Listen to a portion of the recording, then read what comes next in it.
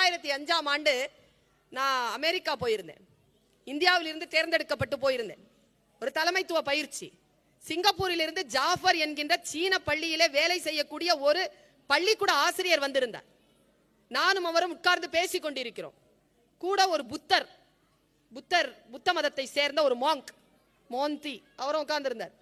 3 பேர் உட்கார்ந்திருக்கோம். இப்போ ஒரு பைபிள் பரிசளிக்கப்பட்டது. நான் நடந்ததை சொல்கிறேன். எல்லோருக்கும் அந்த மோமெண்ட்ஸ் சால்ட் லேக் சிட்டில நடக்குது.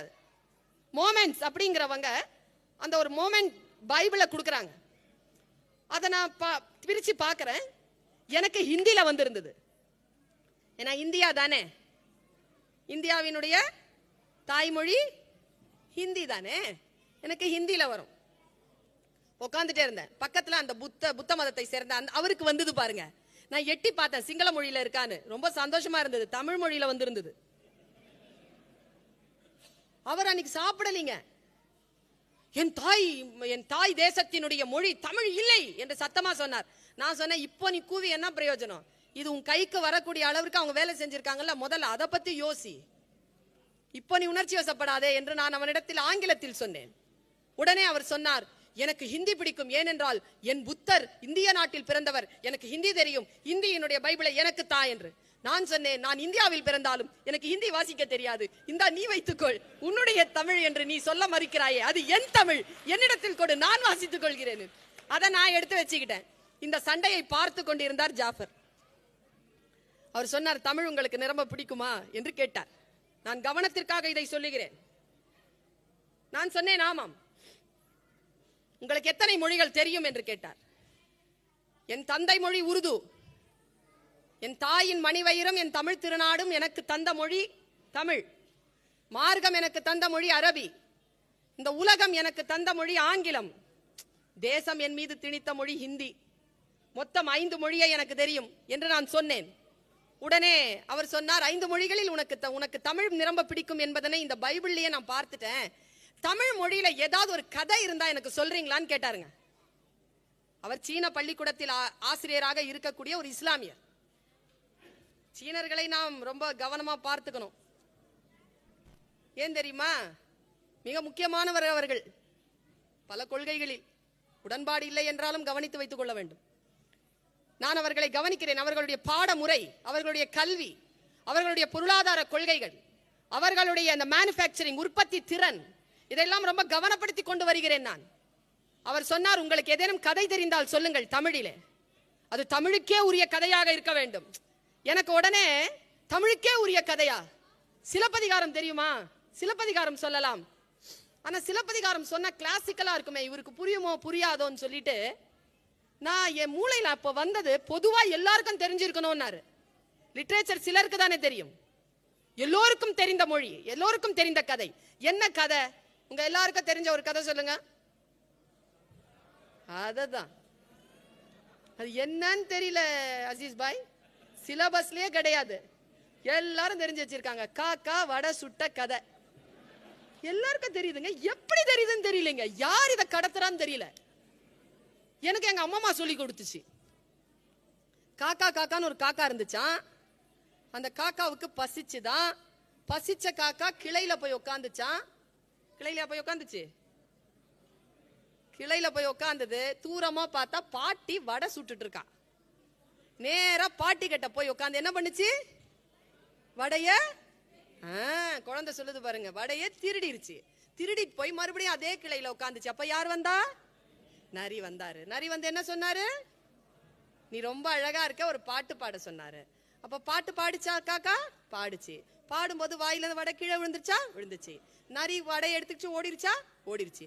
எங்க அம்மா கிட்ட நான் கேட்டேன், ஏன் பாட்டி, பாட்டி கிட்ட இருந்து வடைய திருடின காக்காவுக்கு நரி மூலமா ஒரு தண்டனை கொடுத்தல்ல, காக்கா கிட்ட இருந்து வடைய திருடிச்சு இல்ல நரி போய் சொல்லி, நரிக்கு என்ன தண்டனைன்னு கேட்டேன்.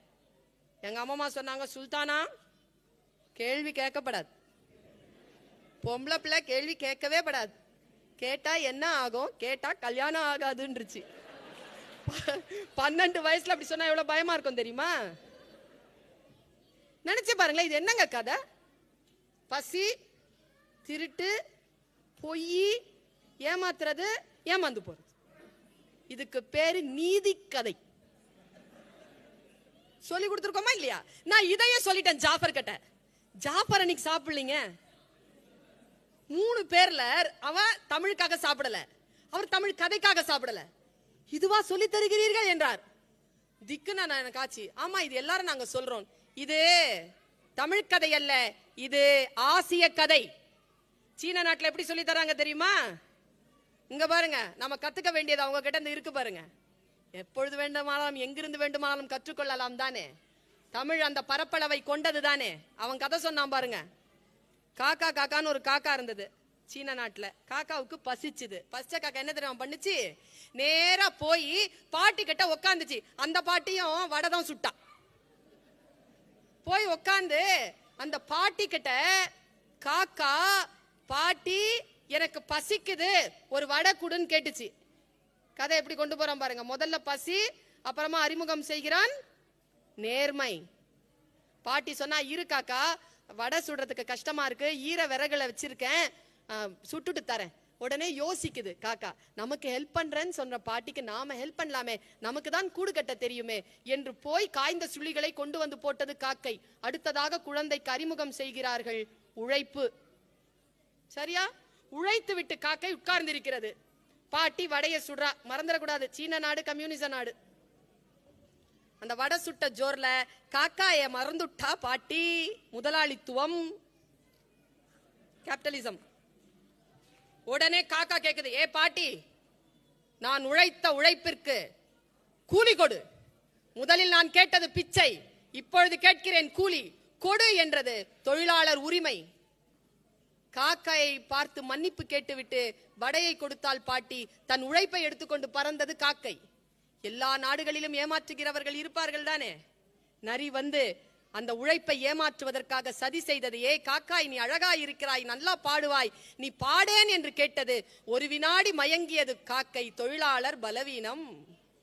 வாயிலிருந்து வடை கீழே விழுந்தது. நம்ம கதையை முடிச்சோம்ல, அவன் பாருங்க அங்கதான் வச்சிருக்கிறான். சிலபஸே அங்கதான். குழந்தைகளுக்கான பாடம் அங்கிருந்து தொடங்குறான் பாருங்க. காக்கை வாயிலிருந்து வடையை கீழே தவற விட்டது. தொழிலாளர் பலவீனம். வடையை வாயிலிருந்து கவ்வியது நரி. சரியா? உடனே தொழிலாளர் விழிப்புணர்வு. நான் உழைத்த உழைப்பை இன்னொருவன் திருடுவதா என்று அந்த காக்கை விழிப்புணர்வு கொண்டது. உடனே கா கா என்று கத்தியது.